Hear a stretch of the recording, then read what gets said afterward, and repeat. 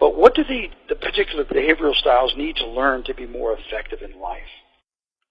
Well, controllers need to learn how to empower people instead of doing it their way. Now, they're very good at delegating, telling other people how to do it their way, but they're not very good at empowering people and letting other people do it their own way. So that would be the big one for controllers. What do promoters need to learn to be more effective in life? To keep commitments. To do what they say they're going to do. And for analysts, it's to be more spontaneous and take more risks. And for supporters, it's to learn to say no. Do something for themselves. I also wanted to cover weaknesses real quick, just as a refresher. What are the weaknesses of controllers? Well, usually they say don't have any, but I'll tell you what they are. At the top of the list are inflexible, impatient, stubborn, and self-righteous. Promoters, their weaknesses are they're not on time, they're tardy, they don't complete things, they get distracted easily, and they easily get knocked off their commitments. Supporters, the biggest ones, they can't say no.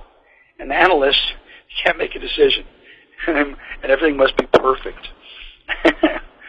So I really love doing these things in the examples in the basic too. But I think one of the biggest values in terms of information that we can get out of the behavioral matrix in the basic is what needs are being fulfilled. Essentially, these needs are programs. And I would just throw in here, can you imagine children learning the behavioral matrix at a very early age? How much more powerful they would be growing up, or more effective they would be, and taking leadership of their own lives? So let's just cover really quickly what needs are being fulfilled by the various behavioral styles. For a controller, it's the need to be right. And for a promoter, it's the need for recognition. Notice me, And for supporters, it's the need to be liked. Analysts is kind of similar to controllers, but not really. But it's the need not to fail or the need not to be wrong. If you can get these needs down, that's probably the biggest tool you can get out of the behavioral matrix. So, a controller needs to be right. Let him be right. And then, of course, you can always go do it your way.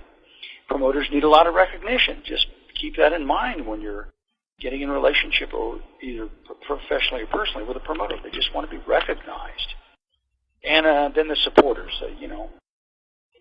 above all, they don't want to be disliked, meaning they're people pleasers, and that's their biggest thing. They want to be liked or loved. So constantly let them know that they're liked or loved.